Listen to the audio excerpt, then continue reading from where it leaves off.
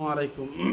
এখন বর্তমান পরিস্থিতিতে যুবক ছেলেরা যারা ইনকাম করা এখনও জানেনি, শিখেনি, তারা এখন কি করছে? মোবাইলের মাধ্যমে, গেমের মাধ্যমে ইনকাম করছে। মানে মোবাইল নিয়ে বিভিন্ন রকম যে গেম ফেসবুকে বা ইউটিউবে আসছে, সেই গেম নিয়ে কিন্তু ব্যস্ত এবং তারা টাকা ইনকাম করার একটা বড় কৌশল তারা পেয়েছে। হয়তো 630 টাকা বা 730 টাকা বা 1000 বা 2000 বা 3000 বা 5000, এইভাবে তারা টাকা ইনকাম করছে।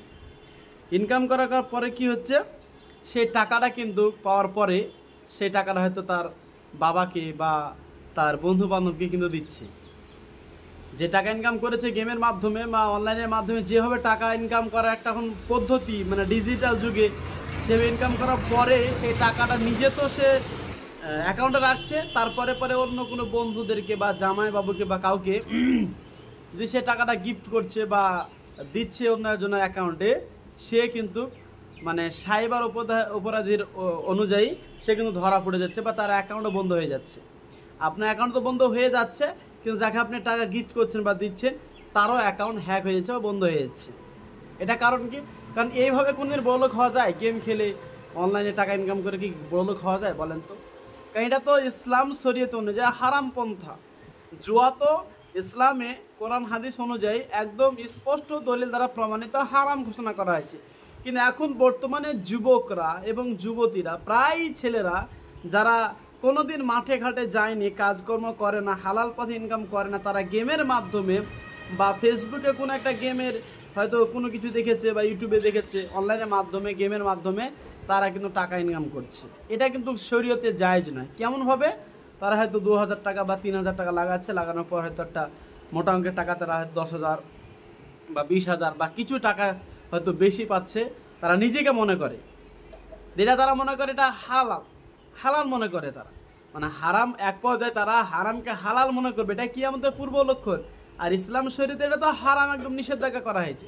কিন্তু আজকে বর্তমানে পরিস্থিতি দেখেন, আজকে আপনি দেখেন ডিজিটাল যুগে আপনি করেন না, এই গেমের মধ্যে আপনি অন্তর্ভুক্ত নয়। যদি না থাকেন আলহামদুলিল্লাহ, হালাল পথে ইনকাম করার চেষ্টা করুন। এই অনলাইনে গেমের মাধ্যমে অন্য কারো অ্যাকাউন্ট হ্যাক করে টাকা ইনকাম করা, আপনি দুনিয়াতে পরিত্রাণ পাবেন না। পুলিশ যেমন আপনাকে ধরে নিয়ে যাচ্ছে না, অনেকে আমরা শুনতে পাচ্ছি, দেখতে পাচ্ছি যে পুলিশ থেকে ধরে নিয়ে যাচ্ছে বা যাকে দিচ্ছেন তাকেও ধরে নিয়ে যাচ্ছে। এটা তো অপরাধ। এটা ভারতের সংবিধান অনুযায়ী এটা অপরাধ। কারো অন্যজনের টাকা ছিনতাই করা, চুরি করা, এটা তো অন্যায়, নেহাত অন্যায়। আবার জুয়া খেলা, গেমের মধ্যে একটা বড়লোক হওয়া যায়নি, কিছু হয়তো সামথিং পারেন, কিন্তু আপনি ধ্বংস হয়ে যাবেন। কেউ যদি জুয়া খেলে সে ধ্বংস নিস্তে নাবুদ হয়ে যাবে, সে ধূলিসাৎ হয়ে যাবে। আল্লাহ সুবহানাহু ওয়া তাআলা তিনি করে দিবেন। হয়তো আজকে আপনি 2 টাকা পাচ্ছেন, কালকে আপনি তাও পাবেন না। অতএব সাবধান। দেখেন পুলিশ প্রশাসন, যেখানে আমাদের ভারতের সংবিধান অনুযায়ী পুলিশেরা সাবধান করছে সবসময় যে গেম থেকে বিরত থাকেন, অন্যজনের টাকা ইনকাম করা, অন্যজনের অ্যাকাউন্ট থেকে টাকা চুরি করা থেকে বিরত থাকুন। আপনার বারবার আপনার সাবধান করা হয়েছে, তারপরেও কিন্তু আমরা সেই কাজে কিন্তু জড়িত রয়েছি। শুধু দেশের আইন না, এটা ইসলামিক আইন অনুযায়ী, ইসলামের দৃষ্টিকোণ থেকেও আল্লাহ রসুল এবং আল্লাহ সুবহানাহু ওয়া তাআলা তিনি স্পষ্ট ঘোষণা করেছেন। কারণ হারাম হারামই হয়। হালাল পথে ইনকাম করার চেষ্টা করুন, তাতে অল্প হলেও শান্তি প্রশান্তি আসে। আর যদি আপনি হারাম পন্থায় ইনকাম করেন, তাতে আপনি যদি মিনিকেট চাউল দিয়ে আর আপনি বিরিয়ানি কিনে খান আর যাই করে খান না কেন, ভালো ভালো খাবার, ফল ফুল যাই কিনেন না কেন, তাতে আপনি তৃপ্তি পাবেন না, শান্তি পাবেন, আপনার রক্ত হারাম হয়ে যাবে।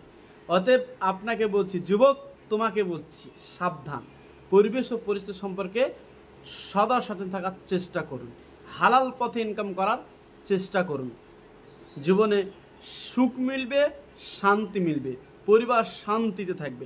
আপনার পিতামাতাকেও পুলিশে ধরে নিয়ে যাবে না, আপনিও শান্তিতে থাকতে পারবেন। ওই হারাম গেম আপনি বিরত থাকবেন। সচেতনমূলক বার্তা, অবশ্যই ভিডিওটি শেয়ার করবেন সবাইকে। আসসালামু আলাইকুম।